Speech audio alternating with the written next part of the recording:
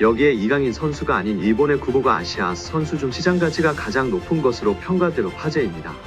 레알 소시에다드에서 뛰고 있는 선수가 파리 생제르맹에서 뛰고 있는 선수보다 더 높은 가치를 부여받은 것이 화제인데요. 국제축구연맹 피파 산하 국제스포츠연구센터는 9일 아시아 출신 선수 중 시장 가치가 높은 10명을 소개했습니다. 매체가 소개한 시장 가치가 높은 아시아 선수 10명 중 한국 선수는 4명, 일본 선수는 6명이었습니다. 매체는 일본의 구보의 시장 가치를 9,200만 유로 약 1,366억 원로 책정해 아시아 선수 중 몸가치 가장 높은 선수로 소개했습니다. 구보는 지난 2022년도 시즌부터 레알 소시에다드에서 활약하고 있는 가운데 2023년도 프리메라리가에서 30경기에 출전해 7골을 터뜨리는 활약을 펼쳤습니다. 구보에 이어 이강인이 시장가치 4,970만 유로 약 738억 원로 아시아 선수 중 두 번째로 시장가치가 높았습니다. 이강인은 파리 생제르맹에서 5골 5어시스트를 기록하며 프랑스 리그앙, 트로페 대 샹피용, 쿠프 드 프랑스 상관왕 주역 중 한 명으로 활약했습니다. 프리미어리그 브라이튼 소속인 일본의 미토마가 시장가치 4,370만 유로 약 649억 원으로 아시아 선수 중 시장가치가 세 번째로 높았습니다. 바이에른 미넨 데뷔 시즌에 고전한 김민재는 시장가치 4,060만 유로 약 603억 원으로 아시아 선수 중 시장가치가 네 번째로 높았습니다. 여기에 이강인의 활약에 고무된 김도훈 감독은 공개적인 자리에서 특급 칭찬을 날리며 화제가 되고 있습니다. 지난 9일 김 감독은 국내 매체와의 인터뷰에서 이강인의 이름을 직접 언급했습니다.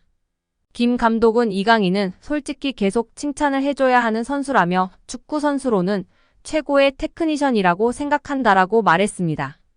이어 오른발, 왼발 가리지 않고 모든 플레이가 탁월하다라며 메시가 뛰는 모습을 보는 것만으로도 영광이라고 느낀 적이 있는데 이강인 그리고 손흥민 역시 동시대에 볼 수 있다는 게 자랑스럽다라고 덧붙였습니다. 그러면서 이강인이 마음적으로 힘든 부분이 많았기에 우리가 그를 보호하고 보듬어줘야 한다라고 강조하며 팬들의 공감과 지지를 받고 있습니다. 이영표 위원은 축구가 편해지려면 기본적으로 축구 선수는 어떤 상황에서든 한 명을 제쳐서 크로스를 하거나 패스를 하거나 슈팅을 할 수 있어야 됩니다. 드리블을 통해서 템포를 죽이는 거는 안 좋은 행동이지만 동시에 어렸을 때부터 사이드에서 특히 1대1이 걸리면 한 명을 제쳐서 크로스를 올릴 수 있는 게 안 되면 축구가 어려워집니다. 드리블을 하게 되면 어떤 선수는 한쪽 밖에 못 가, 어떤 선수는 왼쪽 밖에 못 가, 어떤 선수는 오른쪽 밖에 못 가는데 양쪽을 다 갈 수 있는 확실한 기술이 하나씩 있어야 됩니다. 이강인 선수는 3년 이상 기술을 연마해서 양쪽을 다 할 수 있다고 보여집니다. 이강인 선수는 드리블을 잘하려면 스피드가 있어야 하고 중심이 무너진 쪽으로 치면 중심이 무너지는 것을 몸이 자동으로 계산하여 움직여지게 됩니다. 생각하고 드리블을 치는 게 아니라 연습과 노력 끝에 자동으로 움직여지는 것입니다. 여기서 박문성 해설위원이 덧붙였는데요. 맞아요. 이전에 앙리 선수도 인터뷰에서 패널들이 어떻게 그렇게 많은 골을 넣을 수 있었는지 물었을 때 생각하고 계산하고 슈팅을 때린 것이 아니다. 자연스럽게 자동적으로 슛을 하게 되었다고 인터뷰에서 화제가 되었다고 합니다. 뿐만 아니라 그라운드의 풍우나 천재 소리를 듣던 이천수 선수도 본인이 어떤 드리블을 했었는지 개인기를 했었는지 모른다며 자동적으로 몸이 움직여졌고 나중에 분석하면서 경기를 봤을 때 내가 저렇게 했구나 알 수 있었다고 발언했습니다. 이처럼 세계적인 레벨의 선수들은 계산하고 움직이는 것이 아니라 자동적으로 움직여지는 것 같고 이강인 선수도 보면 계산적인 움직임이 아니라 훈련과 노력으로 자연스럽게 자동적으로 몸이 반응하는 선수인 것 같다고 발언하며 팬들의 공감과 지지를 받았습니다.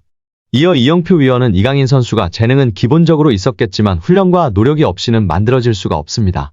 또한 이강인 선수의 강점은 드리블도 있고 시야도 있고 정확한 왼발킥도 있고 터치가 굉장히 강점이 있다고 생각합니다. 멀리 볼 수 있는 능력은 킥이 자신 있는 선수들이 자연스럽게 보여지고 나타낼 수 있습니다. 어떤 선수들은 드리블을 잘하는 선수는 자기가 드리블을 보여주고 싶어하고 패스를 잘하는 선수는 패스를 보여주고 싶어하기 때문에 좋은 킥, 멀리 보낼 수 있는 킥이 장점인 선수는 자연스럽게 시야가 넓어지고 시야가 넓은 것처럼 보여지게 됩니다. 어린 선수들에게 멀리 보라, 시야를 넓혀라 라며 가르치기보다는 좋은 킥을, 멀리 찰 수 있는 킥을 가르치면 자연스럽게 시합에서 연습한 킥을 보여주려고 하기 때문에 시야가 넓어지고 넓혀진 모습을 볼 수 있다고 발언하였습니다. 이어 최근 프랑스 언론의 비판에 대해서도 이야기했는데요. 이강인을 향한 언론 비판은 일도 신경 안 써도 됩니다. 한국에서처럼 선수를 비난 잘하지 않는 문화가 아닙니다. 한국에서는 정말 엄청나게 큰 잘못을 저질렀을 때 비난하나 외국은 그냥 막 합니다. 그들의 문화이고 경쟁이라 신경 쓸 필요가 전혀 없습니다. 유럽에서도 크게 신경 쓰지 않는 편입니다. 거기에 일희일비할 필요 없고 비난을 받더라고 원래 그런다 생각하는 게 팬들도 선수도 좋다고 발언했습니다. 이어 이영표 위원은 이강인 선수가 수비할 때 압박이 안 된다는 단점이 있었는데 약점이라고 지적되던 수비 전환, 수비의 능력을 키웠다는 것이 정말 대단한 것이라며 치켜세웠습니다.